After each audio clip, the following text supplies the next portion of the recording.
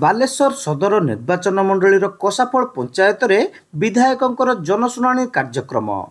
ଉପଯୁକ୍ତ ତଦନ୍ତ ସହ ତୁରନ୍ତ ଲୋକଙ୍କର ସମସ୍ୟା ସମାଧାନ ପାଇଁ ନିର୍ଦ୍ଦେଶ ଦେଲେ ସଦର ବିଧାୟକ ମାନସ ଦତ୍ତ।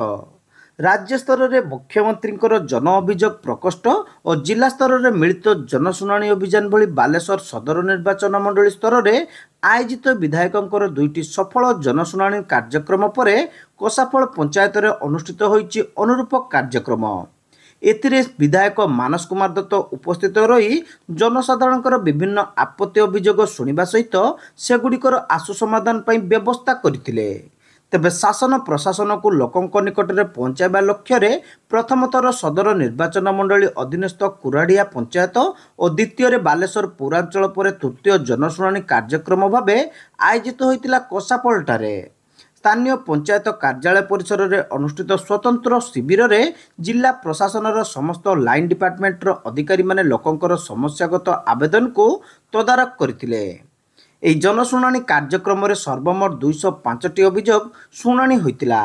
ଅଭିଯୋଗଗୁଡ଼ିକ ମଧ୍ୟରେ ମୁଖ୍ୟତଃ ବିଭିନ୍ନ ସ୍ଥାନରେ ଜଳ ଯୋଗାଣ, ଜମି ସୀମାଙ୍କନ, ସ୍ୱାସ୍ଥ୍ୟଗତ ଏବଂ ଚିକିତ୍ସା ଜନିତ ଆବଶ୍ୟକ ସୁବିଧା, ଗମନାଗମନ, ଭିନ୍ନକ୍ଷମଙ୍କର ସାମାଜିକ ସୁରକ୍ଷା, ବାସଗୃହ ଜନିତ ସମସ୍ୟାଗୁଡ଼ିକ ସର୍ବାଧିକ ଥିଲା।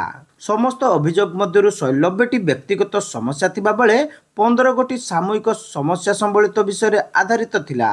ଏହି ଜନଶୁଣାଣିରେ ବିଭିନ୍ନ ବିଭାଗ ପାଇଁ ଆସିଥିବା ଅଭିଯୋଗଗୁଡ଼ିକ ମଧ୍ୟରେ ସରକାରଙ୍କର ବିଭିନ୍ନ ଯୋଜନା ଅନୁଯାୟୀ ଆବାସ ସହାୟତା, ଜଳ ନିଷ୍କାସନ ବ୍ୟବସ୍ଥା ପ୍ରଭୃତି ଅଭିଯୋଗଗୁଡ଼ିକ ଉପରେ ବିଚାର କରି ତୁରନ୍ତ ସେଗୁଡ଼ିକ ସମାଧାନ ନିମନ୍ତେ ବିଭିନ୍ନ ବିଭାଗୀୟ ଅଧିକାରୀମାନଙ୍କୁ ବିଧାୟକ ଶ୍ରୀ ଦତ୍ତ ନିର୍ଦ୍ଦେଶ ଦେଇଥିଲେ।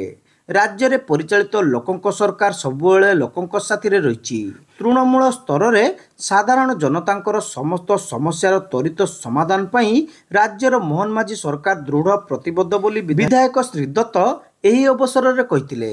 ବାଲେଶ୍ୱର ଜିଲ୍ଲା ଅତିରିକ୍ତ ଆରକ୍ଷୀ ଅଧୀକ୍ଷକ, ସଦର ବ୍ଲକ ବିଡିଓ, ସଦର ତହସିଲଦାର, ଜିଲ୍ଲା ପରିଷଦର ଅତିରିକ୍ତ ପ୍ରକଳ୍ପ ନିର୍ଦ୍ଦେଶକ, ବସ୍ତା ଉପଖଣ୍ଡ ପୋଲିସ ଅଧିକାରୀ, ସିଙ୍ଗଲା ଥାନା ଅଧିକାରୀ, ସହକାରୀ ବନଖଣ୍ଡ ଅଧିକାରୀଙ୍କ ସମେତ ପଞ୍ଚାୟତରାଜ ଓ ଗ୍ରାମ୍ୟ ପାନୀୟ ଜଳ, ଗ୍ରାମ୍ୟ ଉନ୍ନୟନ, ପୂର୍ତ୍ତ ଜଳ ସମ୍ପଦ, ଟାଟା ପାୱାର, ସ୍ୱାସ୍ଥ୍ୟ, ଶିକ୍ଷା ପ୍ରଭୃତି ସହ ବିଭିନ୍ନ ବିଭାଗର ଅଧିକାରୀମାନେ ଉପସ୍ଥିତ ଥିଲେ। ଅନ୍ୟମାନଙ୍କ ମଧ୍ୟରେ ସରପଞ୍ଚ, ସମିତି ସଭ୍ୟ, ନାୟବ ସରପଞ୍ଚ, ୱାର୍ଡ ମେମ୍ବର ବୃନ୍ଦ ପ୍ରମୁଖ ଉପସ୍ଥିତ ରହି ଜନଶୁଣାଣି କାର୍ଯ୍ୟକ୍ରମକୁ ପରିଚାଳନା କରିଥିଲେ।